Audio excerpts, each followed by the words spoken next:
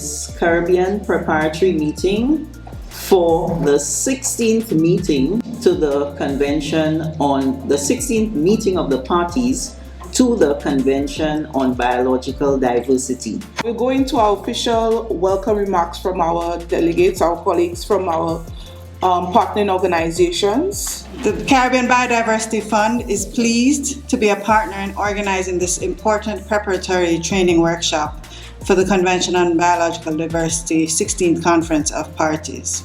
The issues that we will be discussing on the COP agenda touches on every aspect of our lives, from the food security and water security to the sustainability of our economies to the health and well-being of our communities.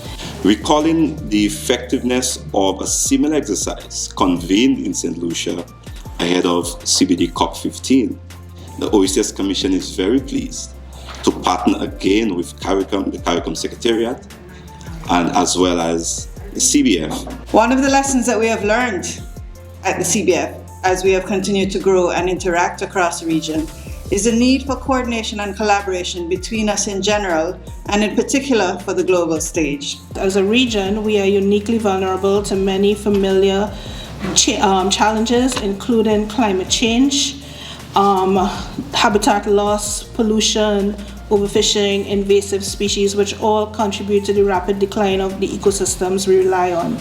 Because our numbers and resources are relatively small, preparation and strategy are particularly invaluable.